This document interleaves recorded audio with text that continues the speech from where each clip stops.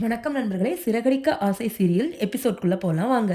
இன்னைக்கு முத்துவும், மீனாவும் ஹாஸ்பிட்டல் கிளம்பிட்டு இருக்காங்க. அந்த டைம்ல விஜயா வந்துர்றாங்க. "எதுக்காக ஹாஸ்பிட்டல் போறீங்க? எப்ப பார்த்தாலும் கோவில் கோவில்னு வேற சுத்திட்டு இருக்கிறியாம்மா?" அப்படின்னு முத்துக்கிட்ட கேட்குறாங்க. முத்து சொல்றாரு, "சும்மா தாம்மா போறோம்" அப்படின்னு சொல்லும்போது, அண்ணாமலைக்கு எப்படியோ விஷயம் தெரிய வந்துருதுங்க. "என்னப்பா நீ சொல்றதெல்லாம் உண்மையா? மீனாக்கு ஏதோ பிரச்சனையாமாவே" அப்படின்னு சொல்லும்போது, அந்த விஷயம் விஜயாக்கு தெரிய வர, விஜயா எப்பவும் போலயே குதிக்கிறாங்க.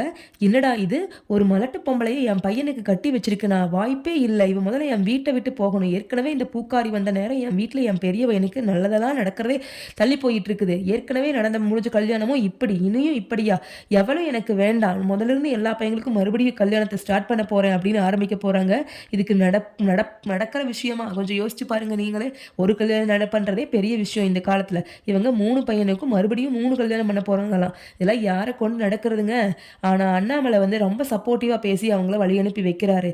அதே டைம் நம்ம சீதா பார்த்தீங்கன்னா, கராத்தே கிளாஸ்க்குள்ள போறாங்க. முத்து தான் ரொம்ப என்கரேஜ் பண்ணி அனுப்பி வைக்கிறாரு. "சீதா இனியெல்லாம் நீ அடி வாங்கக்கூடாது. அடி குடுக்கணும் சும்மா. வெளுத்து உடணும் அவன" அப்படின்னு சொல்றாங்க.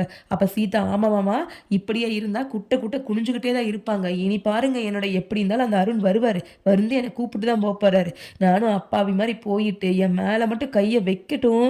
அவரோட கை தனியா, கால் தனியா பிரிச்சு விட போறேன் பாருங்க" அப்படின்னு சொல்லிட்டு என்ன பண்றாங்க,